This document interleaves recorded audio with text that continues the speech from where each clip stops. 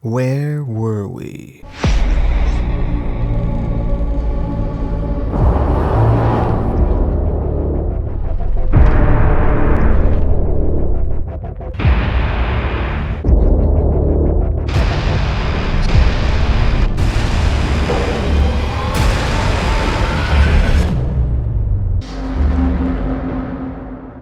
Oh, that's right.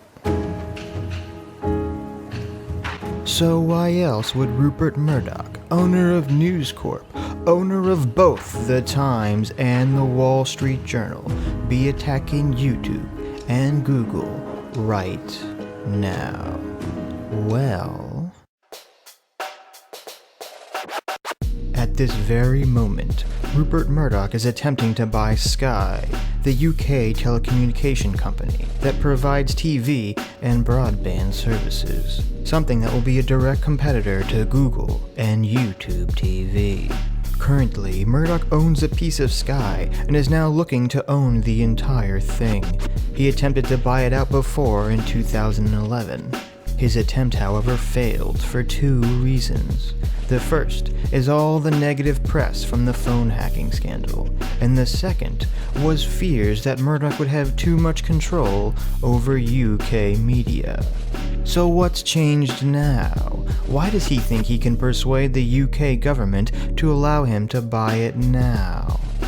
Google and Facebook. Murdoch's team is currently arguing to the UK government that Google's massive control over the internet and its attempt to get into TV make it okay for him to fully own Sky so that he can compete with Google.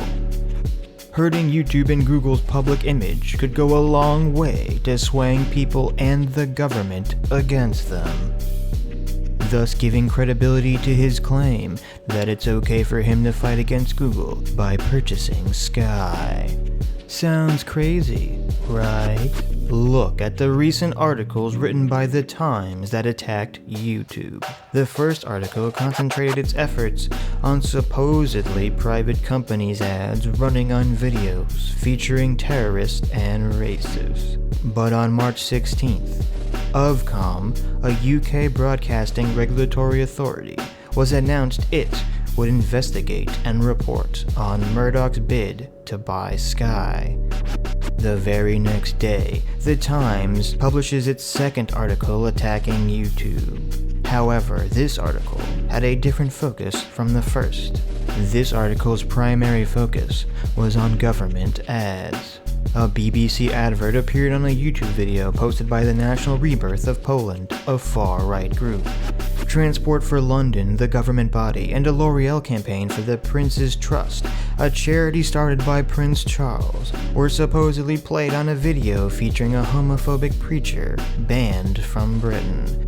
More government-funded adverts for organizations as varied as the Royal Navy, the BBC, and Visit Scotland popped up on YouTube videos of David Duke, a former imperial wizard of the Ku Klux Klan and Holocaust denier. One Royal Air Force advert appeared on an anti-Semitic and pro-Hitler video. This article has led to the UK government to demand answers from Google. How convenient, isn't it?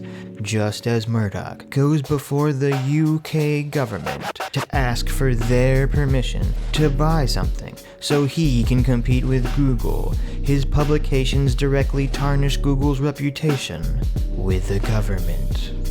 In fact, it might surprise you that Murdoch isn't the only media giant to be citing fears of Google as a reason to merge. AT&T is invoking the exact same argument to the US government right now, citing Google's dominance to allow them to merge with Time Warner. AT&T even got billionaire and TV star Mark Cuban to testify in their favor, painting a scary future for the industry. As Recode reports, Mark Cuban tells Washington to let AT&T buy Time Warner so it can compete with Google and Facebook. Cuban said, "The media world has changed. The idea that TV is the dominant content delivery mechanism no longer is valid. Given our time constraints, I will pick another time to discuss the impact of having only two companies, Google and Apple, that act as the sole gatekeepers to the app ecosystem. You may have noticed I have not mentioned AT&T or Time Warner yet, because neither is in any sort of dominant position. By themselves, AT&T and Time Warner will have a very difficult time controlling their own destinies, let alone trying to exert influence on a market. We need more companies that will have the ability to compete with Apple, Google, Microsoft, Amazon, and Facebook. Alone, it would be very difficult, if not impossible, for either AT&T or Time Warner to compete with any of the companies I've mentioned. As you can see, media companies are threatened by Google's ad revenue dominance, and it's in their best interest to not just attack Google, but specifically to attack Google's delivery of ads, which is what these articles have all done. Even the Wall Street Journal's article against PewDiePie does this very thing. The videos illustrate the risk for companies such as YouTube and Disney that, eager to reach young audiences, make deals with talent who may push the boundaries on what is acceptable within the company's standards or basic social norms. Social media companies are also wrestling with how to address darker forms of speech, whether it's jihadist propaganda or rhetoric from an emerging white nationalist movement. We can see these attacks are all systematically designed to call into question Google's ad delivery system. Remember in 2009, Murdoch's original plan was to turn the tables, call Google's moral authority into question, and now he's successfully done it. But wait, there can't possibly be more, can there? You better believe it. As these articles by the Times and the Wall Street Journal came out at the exact right moment to do the most damage against YouTube and Google. The Drum reports. Procter & Gamble, the world's largest buyer of ad space, recently announced they will review all of its ad agency contracts in 2017 in a bid to bring transparency to the murky at best, fraudulent at worst, media supply chain. Procter & Gamble joins a growing number of clients now looking to put their money where their mouths are when it comes to challenging agencies and media owners on issues such as viewability and fraud, following in the footsteps of brands such as McDonald's, Royal Bank of Scotland, and L'Oreal. In fact, according to the World Federation of Advertisers, some 90% of marketers are looking to review agency contracts in the hope it will deliver greater transparency. Now, Procter & Gamble have been making murmurs about this for a long time, but they released this statement as well as their plan on how to accomplish this on January 29th. Now, should it come as any surprise that the Times' first article attacking YouTube and Google's ads came on February 9th, followed of course only 5 days later by the Wall Street Journal's attack on PewDiePie. What unfortunate timing for YouTube and Google, right as the biggest buyer of ad space publicly announces it's going to investigate its ad buying practices and wants sweeping reforms to the industry. YouTube and Google are suddenly at the center of a firestorm of controversy that calls into question the integrity of not only their platform, but the integrity of their advertising system. What a coincidence! Such a coincidence that the Times' first article even mentions it. Several brands have accused agencies of not acting in their best interests. Mark Pritchard, chief brand officer at P&G, the world's biggest advertiser, warned last week, "We have a media supply chain which is murky at best and fraudulent at worst. We need to clean it up." What a coincidence. Please, Sitch, there can't possibly be more. Oh, but dear viewer, there's always more. Yet another strange coincidence of timing. The Times' second article attacking YouTube and Google was published on March 17th. 3 days later, one of the biggest ad and marketing conventions in the world was held in London, Advertising Week Europe. This is a huge conference where a collection of ad agencies, marketing gurus, and industry figures all meet in London to talk about, you guessed it, advertising. Do you think they talked about the firestorm of controversy over Google's ads? Of course they did. Advertising Week's own publication even stating, of course the hot topic of the moment is context. As you might expect, there were numerous positions on Google and YouTube's online brand safety issue. Business Insider reports, by the second day of the London-based trade show, the Times reported that more than 250 brands, from L'Oreal to McDonald's, Audi, and HSBC, had suspended their campaigns from YouTube, until Google could give them assurances that their ads would not appear next to videos containing hate speech, promoting terror organizations, or other obviously unsafe content for their brands to be associated with. The YouTube advertiser boycott also dominated the other onstage discussions that took place during the week, as ad executives took their chance to admonish Google for not doing enough to keep brands safe.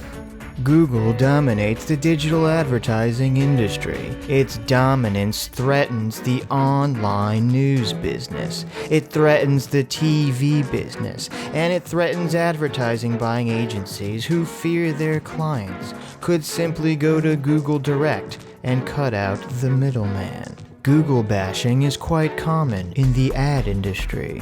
One UK advertising executive, who also spoke to Business Insider on a condition of anonymity, said, "Nobody wants to take on the bully in the playground, but once one person does, everyone can pile in."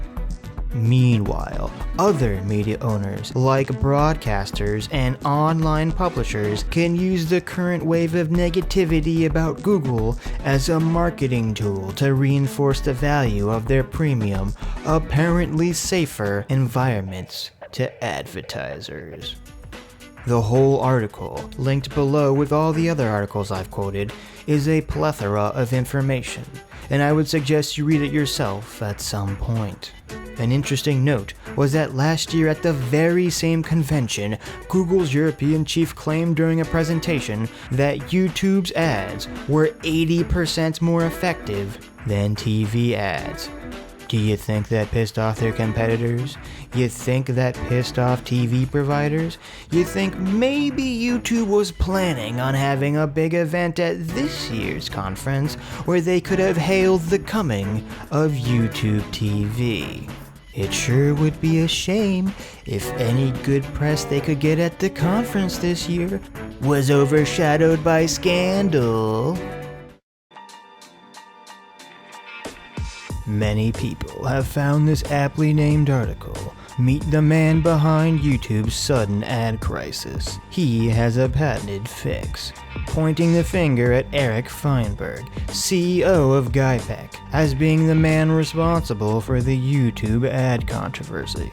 For those that don't know, Feinberg's company has a program that he claims is the best at finding videos and websites hosting terrorist content, and he is trying to get various organizations to hire his firm to weed out said content. But is he the source of the controversy, or merely feeding the flames? And if so, by how much? Originally, I was going to put all the information I collected about him here. However, it quickly became a lot, and yet not very conclusive. The abridged version is that as of now, I don't believe Feinberg was the source of all this. The First Times article not only does not mention him, but claims it was their internal investigation that figured out these ads were playing on YouTube videos. And even though he is quoted in the Fox News article that was posted the same day, February 9th, they don't give him any credit for finding information. There's simply a reaction statement.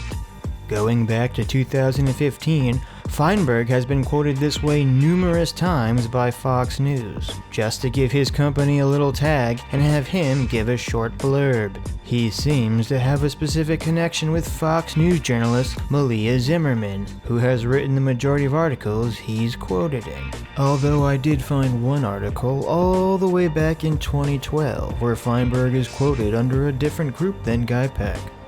On one hand, this would seem to be the jumping off point of a Feinberg Murdoch connection, but as of now, I am not convinced. It is not unusual for journalists to have specific experts that they continually quote in order to add weight to their article. Though it is incredibly coincidental that it just so happens to be Rupert Murdoch's Fox News that Feinberg has developed such a relationship with. And all his quotes basically read like small ads for his company. But if he really was the one that started the YouTube ad controversy, or was even a driving factor in it, I can't see why the Times or Fox would not give him credit for it, considering their relationship. Feinberg's program seems to simply be a search algorithm that originally was used to locate copyrighted and illegal material related to terrorists so that it could be removed. Yet in the past, whenever there's been some sort of controversy, he seems to reappropriate his company's general program to whatever the specific needs of the moment are. For example, here he's finding sites that sell counterfeit goods. Here, fake news stories. Here, terrorist plots. Here, following a hashtag connected to the UC Berkeley riots. Here, an anti-police hashtag. Here, a bird-dogging campaign against Trump. Here, he talks about copyright issues. And finally, political ads playing on YouTube videos featuring illegal or illicit content in 2016. And although his company helped break this very similar story in 2016, no large YouTube ad boycott came as a result. For now, I believe he is simply an opportunist looking to use this controversy to peddle his company. And I am doubtful of the claim in the Adage article that he's really had a strong influence on anything. I'm sure he's fanned the flames, but I don't think it's by that much. Regardless, further research is required, and if I find more definitive information on the subject, I will make a separate video about it in the future.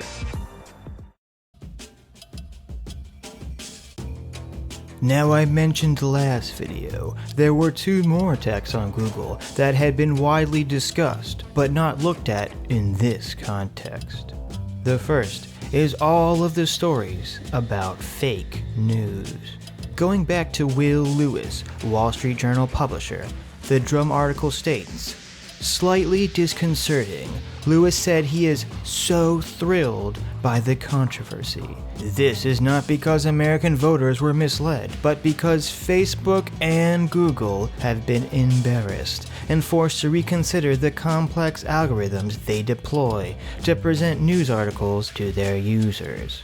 It's a matter of schadenfreude. Lewis has spent much of the 3 years since he became chief executive at Dow Jones and publisher of the Wall Street Journal badgering away at Google and Facebook, trying to persuade them to change their news distribution methods.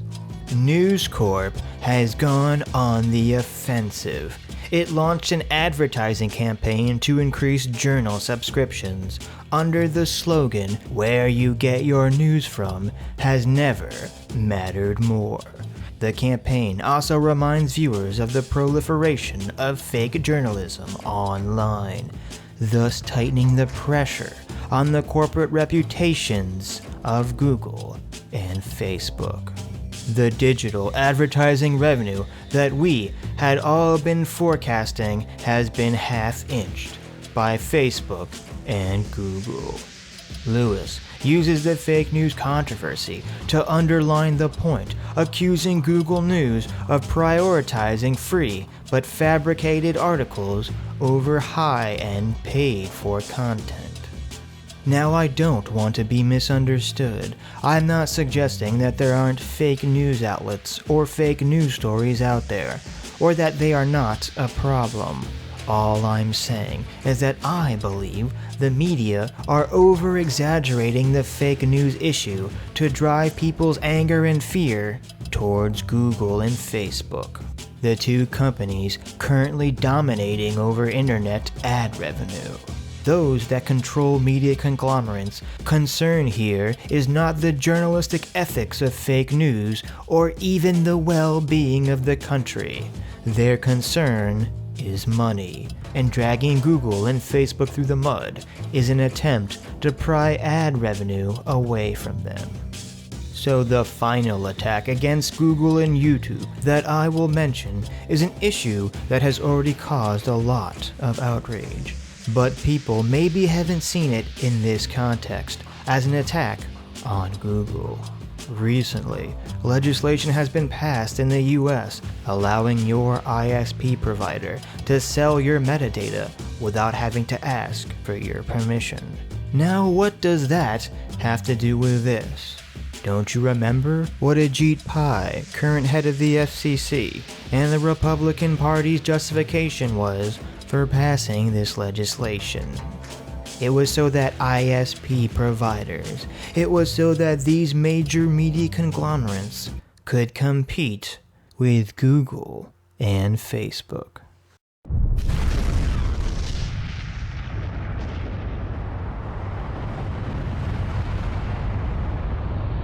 Oh, and by the way, before President Donald Trump appointed Ajit Pai to the head of the FCC, he asked someone who he should appoint to that position. And you know who it was that Donald Trump went to for advice on filling that role?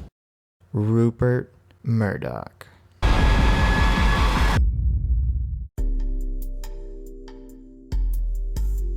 Now, there is a theory I would like to put out there. However, this is not based on any research, so feel free to take it with a grain of salt. But right now, it seems like people believe their videos are not getting money because YouTube has clamped down and become very strict as they figure out what their new policy for ads will be, and how to weed out actual terrorist content. And while there are many videos that have been hit with the demonetization stick for no discernible reason, there seems to be even more videos that are monetized yet making no money.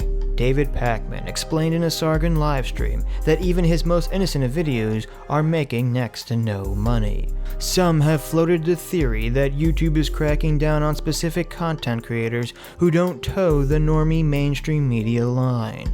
But I don't believe that is the case. I believe the reason everyone is losing money has very little to do with ideology. What I believe is happening is that the YouTube ad boycott is far worse than they're actually letting on. And for the past few weeks, YouTube literally hasn't had enough ads to put on videos. And that is why no one is making money, and why YouTube keeps telling content creators to wait till things relax. What they are really saying is, wait till we get more advertisers again. And as many have rightfully suggested, advertisers are acting in self-interest, using this controversy as an excuse to renegotiate with YouTube and Google to get better ad deals. This is most likely true, but it does cast a foreboding shadow over all of this, because it means that Google will probably have to give in to advertisers somewhat to get them back. Which means even when the ads do come back, content creators will probably get less ad revenue than before.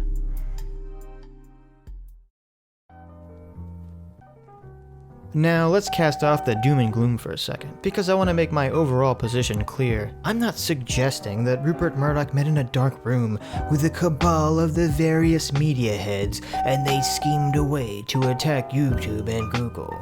Even though in 2015 the MPAA literally attempted to do just that against Google with the Wall Street Journal. But in my opinion, that's not typically how these things work. What happens is that you have various groups all working towards their own self-interest, and it just so happens that all their self-interests line up.